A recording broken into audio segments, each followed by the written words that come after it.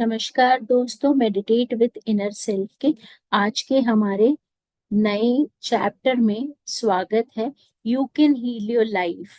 हम अपनी जिंदगी को कैसे स्वस्थ बना सकते हैं उसके बारे में नया चैप्टर है। तो मैं आपके साथ नोट्स शेयर करूंगी, हम उसका एक्सप्लेनेशन देंगे। चलिए आगे बढ़ते हैं।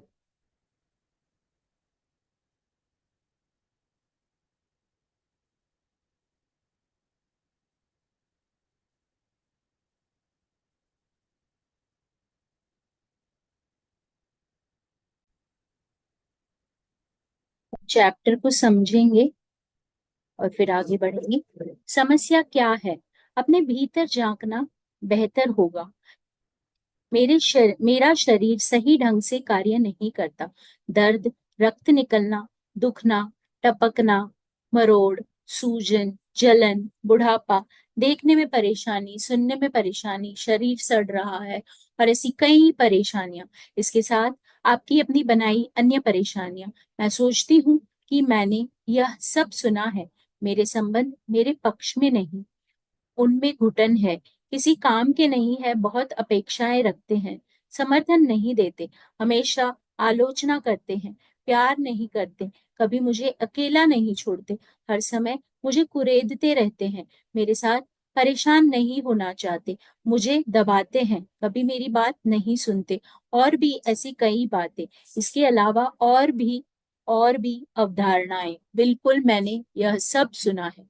मेरी आर्थिक व्यवस्था सही नहीं है, आर्थिक स्थिति बेकार है, कभी कभार ठीक होती है, काफी नहीं, मेरी पहुंच से बाहर, बहुत ज्यादा खर्च होता है, बिल अदा नहीं होते, पैसे हाथों से निकल जाते हैं। और भी अन्य बातें, स्वयं आपके द्वारा उत्पन्न और भी कई बातें, निश्चित ही मेरे मैंने ये सब बातें सुनी है।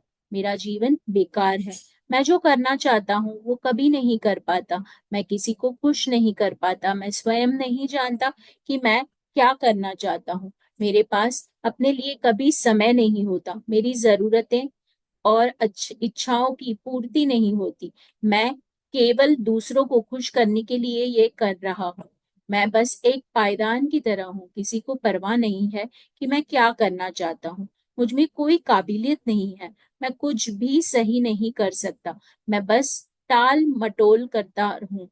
कोई भी चीज मेरे काम नहीं आती। और भी बहुत कुछ इसके साथ। जो भी आपने अपने लिए सोचा हो, मैंने ऐसा बहुत कुछ सुना है। जब भी मैं अपने नए ग्राहक से पूछती हूँ कि उन उसके जीवन में क्या चल रहा है, तो आमतौर पर उपयुक्त जवाबों में से कोई मिलता है, या इन जवाबों में से कई उन्हें वास्तव में लगता है कि वे समस्या को जानते हैं, लेकिन मैं जानती हूँ कि ये शिकायतें केवल आंतरिक विचार प्रारूपों की बाहरी प्रभाव है।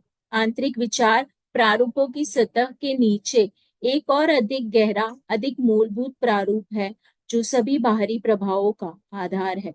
जब मैं कुछ मूलभूत प्रश्न पूछती हूँ, तो उनके द्वारा इस्तेमाल किए गए शब्दों पर ध्यान देती हूँ। आपके जीवन में क्या चल रहा है? आपका स्वास्थ्य कैसा है? आप अपना निर्वाह कैसे करते हैं? क्या आपको आपका काम पसंद है? आपकी आर्थिक स्थिति कैसी है? आपका प्रणय जीवन कैसा है? पिछला रिश्ता कैसे समाप्त हुआ था? और उससे पहले का रिश्ता किस प्रकार समाप्त हुआ था? अपने बचपन के बारे में संक्षेप में बताएं।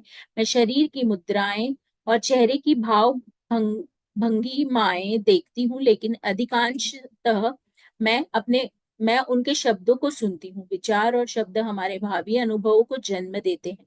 जब मैं उन्हें बातें करते हुए सुनती हूँ, तो मैं सहजता से उनकी समस्याओं के कारण समझती हूँ। हमारे शब्द हमारी अंदरूनी विचारों के बारे में बताते हैं। कभी कभार उनके शब्द उनके अनुभवों से मेल नहीं खाते जिनका वे वर्णन करते हैं। फिर भी मैं समझ जाती हूँ कि या तो वे वास्तव में नहीं जानते कि क्या हो रहा है, या फिर वे मुझसे झूठ बोल रहे हैं। इनमें से एक शुरुआती बिंदु है और हमारी बात शुरू होने के लिए आधार बनते हैं। अभ्यास मुझे करना चाहिए। अगली चीज जो मैं करती हूँ वह है उन्हें एक पेड पेंड व एक कलम एक एक पैड व एक कलम देना और किसी कागज पर सबसे ऊपर यह लिखने के लिए कहना, मुझे यह करना चाहिए। उन्हें उपरोक्त वाक्य को पूरा करने की 5 या 6 तरीकों की सूची बनानी होती है। कुछ लोगों को शुरुआत करने में कठिनाई होती है और कुछ के पास लिखने के लिए इतनी बातें होती है कि उन्हें रोकना मुश्किल होता है। इसके बाद मैं उन्हें अपने सामने एक बार में एक सूची को पढ़ने के लिए कहती हूँ, जिसमें हर वाक्य मुझे करना चाहिए से शुरू होता है। जब वे पढ़ते हैं तो मैं पूछती हूँ क्यों।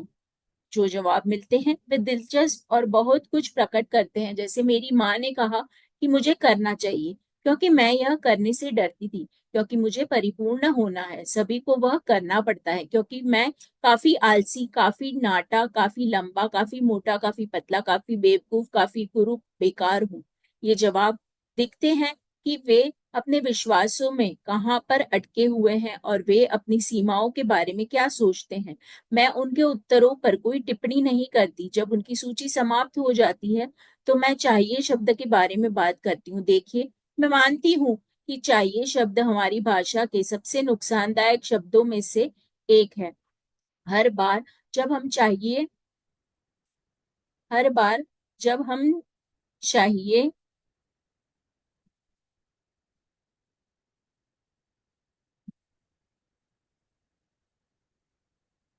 शब्द के बारे में बात करती हूँ, हर बार जब हम चाहिए का इस्तेमाल करते हैं वास्तव में हम गलत कह रहे होते हैं। या तो हम गलत हैं, या हम गलत थे, या हम गलत होने वाले हैं। मुझे नहीं लगता कि हमारे जीवन में और गलतियों की जरूरत है। हमारे पास चयन की ज्यादा आजादी होनी चाहिए। मैं चाहिए शब्द को हमेशा के लिए शब्दावली से निकालना चाहूंगी। मैं उसके स्थान पर सकता हूँ रखना चाहूंगी। सकता हूँ हमें आजादी देता है और हम कभी गलत नहीं होते। इसके बाद मैं उन्हें उस सूची को फिर से एक बार में एक बात पढ़ने के लिए कहती हूँ, मगर इस बार हर वाक्य को यदि मैं चाहता तो मैं कर सकता ये शुरू करने के लिए कहती हूँ। यह इस विषय पर एक नई रोशनी डालता है। जब वे ऐसा करते हैं तो मैं सौम्यता से उनसे पूछती हूँ कि आपने ऐसा क्यों नहीं किया। जब अलग अलग उत्तर मिलते हैं, मैं नहीं करना चाहता, मैं डरता हूँ, मैं नहीं जानता कि कैसे करना चाहिए, क्योंकि मैं उतना अच्छा नहीं हूं, और भी बहुत कुछ। इस हम अक्सर पाते हैं कि वे बरसों से खुद को किसी ऐसे कार्य आदि के लिए कमजोर समझते रहे हैं जो वे कभी करना ही नहीं चाहते थे, या वे कुछ ऐसा न करने के लिए अपनी आलोचना करते रहे हैं जिसे करने का उनका विचार ही नहीं था। अक्सर ऐसा था कि किसी और ने कहा कि उन्हें करना चाहिए। जब वे उस कार्य को देखें तो उसे चाहिए कि सूची से निकाल सकते हैं। कितनी राहत की बात है ये। ऐसे लोगों को देखिए जो खुद को जबरदस्ती वर्षों तक ऐसे कैरियर में रखने की कोशिश करते हैं जो उन्हें नापसंद होता है, सिर्फ इसलिए कि उनके माता पिता ने कहा कि उन्हें डेंटिस्ट बनना चाहिए या शिक्षक बनना चाहिए। कितनी बार हमने हीन भावना महसूस की क्योंकि हमें कहा गया था कि हमें किसी अन्य रिश्तेदार की तरह अधिक स्मार्ट या अधिक अमीर या अधिक रचनात्मक होना चाहिए। आपकी चाहिए कि सूची में क्या है जिसे हटकर आपको राहत महसूस होगी।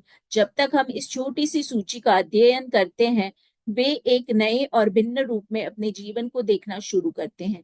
वे ध्यान देते हैं कि ऐसे कई कार्यों के बारे में वे सोचते थे कि उन्हें करने चाहिए, वे ऐसे कार्य थे जिन्हें वे कभी नहीं करना चाहते थे, और वे केवल दूसरे लोगों को खुश करना चाहते थे। कई बार ऐसा इसलिए कि वे डरते हैं या ऐसा महसूस करते हैं कि वे उतने प्रतिभाशाली नहीं है। अब समस्या बदल रही है क्योंकि वे किसी और के मानदंडों पर खरे नहीं उतर रहे थे। ऐसा सोचकर उनमें उत्पन्न गलत होने की भावना को समाप्त करने की प्रक्रिया अंतिम कर दी है मैंने। इसके बाद मैं उनको अपने जीवन का दर्शन समझाना शुरू करती हूँ, जैसा कि मैंने अध्याय 1 में किया। मैं मानती हूँ कि जीवन वास्तव में बहुत सरल है। जो हम देते हैं वही हम वापस पाते हैं। हम जो भी सोचना चाहते हैं और करना चाहते हैं उसमें यह ब्रह्मांड हमें पूरी तरह सहयोग देता है। जब हम छोटे होते हैं तो हम अपने आसपास के बड़े बुजुर्गों की प्रतिक्रियाओं से अपने और जीवन के बारे में महसूस करना सीखते हैं। ये विचार जो भी हो, वे हमारे बड़े होने पर अनुभव के रूप में फिर से हमारे सामने आएंगे। हालांकि हम केवल विचार प्रारूप के साथ कार्य करते हैं, और ताकत का केंद्र हमेशा वर्तमान पल में होती है। एक क्षण में परिवर्तन शुरू हो सकते हैं। अपने आप से प्यार करना।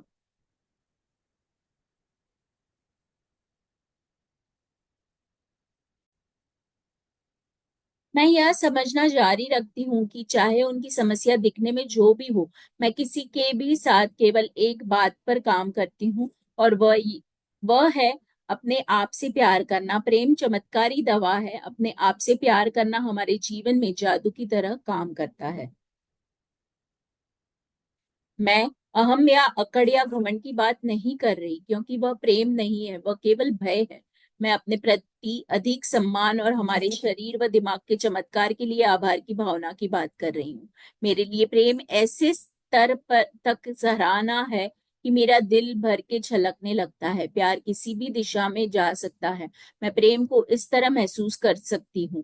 स्वयं जीवन की प्रक्रिया, जीवित होने का आनंद, जो सौंदर्य मैं देखती हूँ, अन्य व्यक्ति, ज्ञान, दिमाग की प्रक्रिया, हमारे शरीर और जिस रूप में वे काम करते हैं, जानवर, पक्षी, मछली, वनस्पति, अपने सभी रूपों में, ब्रह्मांड और जिस रूप में वह कार्य करता है। आप इस सूची में और क्या जोड़ सकते हैं? चलिए देखते हैं कि किस तरह से हम अपने आप से प्रेम नहीं करते। हम लगातार खुद को फटकारते हैं और आलोचना करते हैं। हम भोजन, शराब और नशीले पदार्थों से अपने शरीर के साथ दुर्व्यवहार करते हैं। हम मान लेते हैं कि हम प्रेम के योग्य नहीं हैं। हम अपनी सेवाओं के लिए एक सम्मानजनक मूल्य मांगने से डरते हैं। हम अपने शरीर में बीमारियां और पीड़ा उत्पन्न करते हैं। हम ऐसी चीजों को टालते हैं जिनसे हमें लाभ हो सकता है। हम अव्यवस्था में रहते हैं। हम ऋण और बोझ अपने ऊपर ले लेते हैं। हम ऐसे प्रेमियों और साथियों को आकर्षित करते हैं जो हमारी अवहेलना करते हैं। आपके तरीके क्या हैं? यदि हम किसी भी रूप में अपने लिए अच्छी बातें नकारते हैं, तो यह खुद से प्रेम न करने का एक तरीका है। मुझे अपनी एक ग्राहक याद है जो चश्मा पहनती थी। एक दिन हमने उसके बचपन का एक पुराना डर निकाला। अगले दिन जब वह सोकर उठी तो उसे लगा कि उसे अपने कॉन्टैक्ट लेंस पहनकर परेशानी हो रही है। उसने आसपास देखा और पाया कि उसकी नजर बिल्कुल साफ थी। फिर भी वह पूरा दिन कहती रही, मुझे विश्वास नहीं हो रहा, मुझे विश्वास नहीं हो रहा। अगले दिन उनसे फिर से कॉन्टैक्ट लेंस पहन लिए। हमारे अवचेतन दिमाग में विनोद की कोई भावना नहीं होती। उसे यकीन नहीं हुआ कि उसने अपनी आंखों को पूरी तरह ठीक कर लिया था। आत्मशक्ति का अभाव भी खुद से प्रेम न करने का एक और भाव है।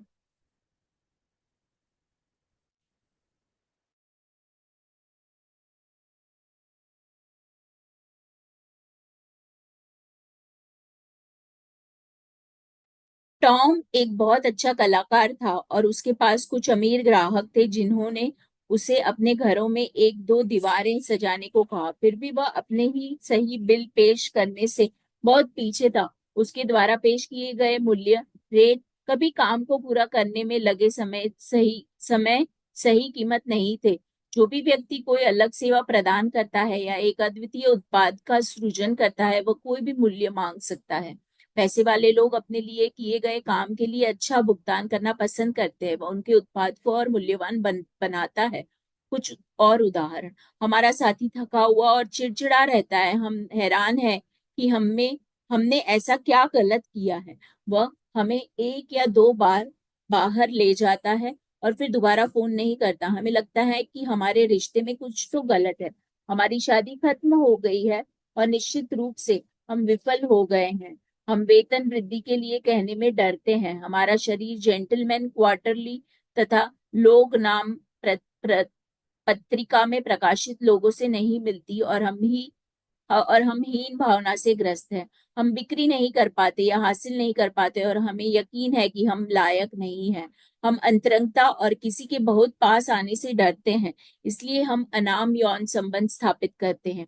हम निर्णय नहीं ले सकते क्योंकि हमें यकीन है कि वे गलत होंगे। आप अपनी आत्मशक्ति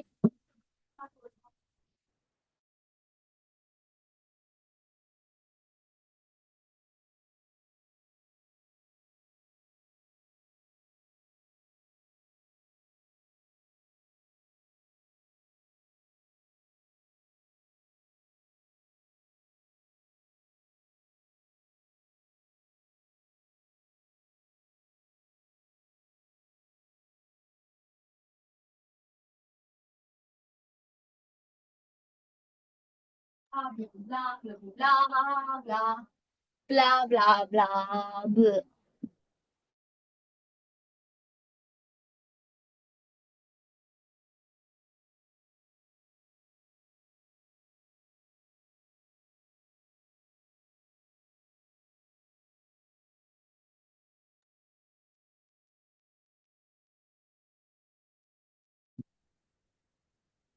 हम अपनी आत्मशक्ति के अभाव की अभिव्यक्ति किस प्रकार करेंगे? शिशुओं की संपूर्णता। जब आप एक नन्हे शिशु थे तो आप कितने संपूर्ण थे। शिशुओं को संपूर्ण बनने के लिए कुछ करना नहीं पड़ता, वे पहले से ही संपूर्ण होते हैं और वे ऐसा करते हैं मानो वह सब जानते हों। वे जानते हैं कि वे ब्रह्मांड का केंद्र बिंदु है। वे अपनी मनपसंद चीज मांगने से डरते नहीं है, वे अपनी भावनाओं को खुलकर अभिव्यक्त करते हैं। आपको पता है, जब कोई शिशु क्रोधित होता है तो वास्तव में पूरे पड़ोस को पता चल जाता है। आप समझ जाते हैं जब शिशु खुश होते हैं, क्योंकि उनकी मुस्कुराहट कमरे में उजाला कर देती है। वे प्रेम से ओतप्रोत होते हैं। नन्हे शिशुओं को यदि प्रेम न मिले तो वे जीवित नहीं रह सकते। जब हम बड़े हो जाते हैं तो हम प्रेम के बिना रहना सीख लेते हैं, लेकिन शिशु इससे समझौता नहीं करते। शिशु अपने शरीर के हर अंग को भी प्यार करते हैं, वहां तक कि अपने मल को भी। उनमें मल को भी उनमें अविश्वसनीय साहस होता है। अब वैसे थे, हम सभी वैसे थे।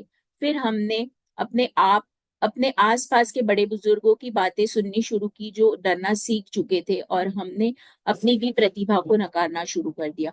जब ग्राहक मुझे विश्वास दिलाने की कोशिश करते हैं कि वे कितने बुरे हैं या प्रेम करने योग्य नहीं है, तो मैं कभी उन पर विश्वास नहीं करती। मेरा काम है उस दौर में वापस लाना जब वे जानते थे कि अपने आप को किस तरह प्यार करना है। अभ्यास दर्पण।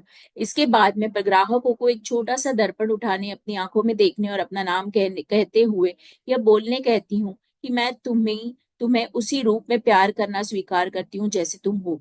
यह कई लोगों के लिए बहुत कठिन होता है। इस अभ्यास से आनंद उठाने की बात तो दूर, मुझे शायद ही कभी इसके लिए सुखद प्रतिक्रिया मिलती है। कुछ रोते हैं या उनकी आंखों में पानी आ जाता है, कुछ रुष्ट हो जाते हैं, कुछ अपने गुणों या विशेषताओं को महत्व नहीं देते, कुछ जोर देकर कहते हैं कि वे ऐसा नहीं कर सकते। एक व्यक्ति ने तो कमरे में दर्पण को फेंक कर भाग जाना चाहा।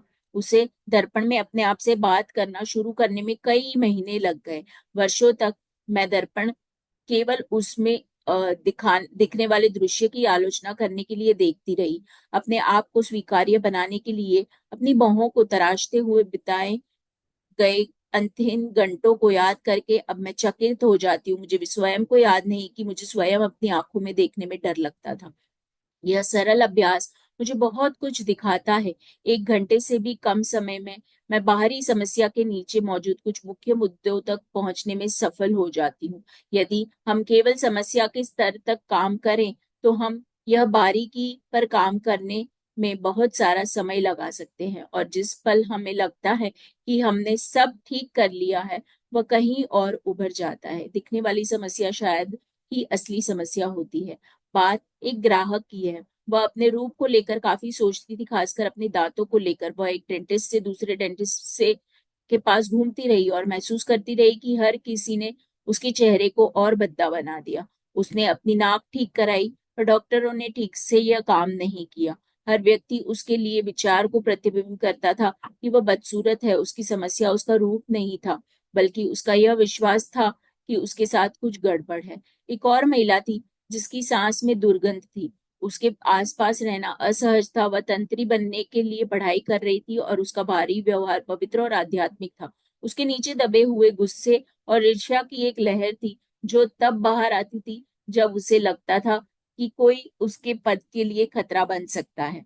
उसके अंदरूनी विचार उसकी सांसों से अभिव्यक्त होते थे, और स्नेहिल होने का दिखावा करते समय भी वह आक्रामक होती थी। उसे और किसी से नहीं बल्कि खुद से खतरा था। वह सिर्फ 15 वर्ष का था जब उसकी माँ उसे मेरे पास लाई। उसे हॉजकिंग बीमारी, यकृत बढ़ने का एक रोग थी जो उसके पास सिर्फ 3 महीने थे। उसकी माँ स्वाभाविक रूप से बहुत परेशान थी और उससे बात करना मुश्किल था, लेकिन वह लड़का बुद्धिमान और चतुर था और जीवित रहना चाहता था। वह मेरी हर बात मानने को तैयार था, जिसमें उसके सोचने और बोलने का तरीका बदलना भी शामिल था। उसके माता पिता अलग हो चुके थे और हमेशा बहस करते थे। उसके पास वाकई एक व्यवस्थित घरेलू जीवन नहीं था। उसे अभिनेता बनने की बहुत चाह थी। प्रसिद्धि और किस्मत की चाह में खुशी करने की उसकी क्षमता दब गई थी। उसे लगता था कि वह तभी स्वीकार्य और महत्वपूर्ण बन सकता था जब उसके पास प्रसिद्ध हो प्रसिद्धि हो। मैंने उसे खुद से प्यार और अपने आप को स्वीकार करना सिखाया और वह स्वस्थ हो गया। अब वह एक परिपक्व व्यक्ति है और नियमित रूप से ब्रॉडवे पर नजर आता है। जैसे ही उसने अपने अस्तित्व की खुशी को महसूस करना शुरू किया, उसे नाटकों में काम मिलना शुरू हो गया। अधिक वजन एक और अच्छा उदाहरण है। इसी प्रकार हम एक ऐसी समस्या को सुधारने में बहुत सी ऊर्जा व्यर्थ करते हैं जो असली समस्या नहीं है। लोग अक्सर मोटापे से लड़ते हुए वर्षों गुजार देते हैं और फिर भी मोटे होते हैं। वे अपनी सभी समस्याओं को वजन से जोड़कर देखते हैं। अधिक वजन एक गहरी अंदरूनी समस्या का केवल एक बाहरी प्रभाव है। मेरे लिए वह समस्या हमेशा डर और सुरक्षा की आवश्यकता है। जब हम डरे हुए या असुरक्षित या पर्याप्त रूप से अच्छे नहीं महसूस करते हैं, तो हम में से कई सुरक्षा के लिए अतिरिक्त वजन एकत्रित कर लेते हैं। अधिक भारी होने के लिए अपने आप को कम आंकने में अपना समय बिताना, भोजन का वह हर ग्रास जो हम खाते हैं उसके लिए अपराध बोध महसूस करना, वजन बढ़ने पर अपने आप को कोसना केवल समय की बर्बादी है। 20 वर्षों बाद भी हम इसी स्थिति में रह सकते हैं क्योंकि हमने असली समस्या से निपटना शुरू भी नहीं किया है। हम में से बस यह किया हमने बस यह किया कि अपने आप को अधिक भयभीत और असुरक्षित बनाया। फिर हम सुरक्षा के लिए अधिक वजन की जरूरत पड़ती है। इसलिए मैं अधिक वजन या डाइट पर ध्यान देने से इनकार कर देती हूँ क्योंकि डाइटिंग काम नहीं करती। एकमात्र डाइट जो काम करती है वह है मानसिक डाइट, नकारात्मक विचारों से दूर रहना। मैं ग्राहकों से कहती हूँ, चलिए उस मुद्दे को कुछ समय के लिए एक और रख देते हैं और कुछ अन्य बातों पर काम करते हैं। वे अक्सर मुझे बताते हैं कि वे अपने आप से प्यार नहीं कर सकते क्योंकि वे इतने मोटे हैं, या जैसे कि एक लड़की ने कहा, किनारों पर अधिक गोल है। मैं उन्हें समझाती हूँ कि वे मोटे इसलिए हैं क्योंकि वे खुद से प्यार नहीं करते। जब हम अपने आप से प्रेम और स्वयं को स्वीकार करते हैं तो हमारे शरीर से आश्चर्यजनक रूप से वजन कम होता है। कभी कभी ग्राहक मुझसे नाराज भी हो जाते हैं जब मैं समझाती हूँ कि अपना जीवन बदलना उनके लिए कितना आसान है।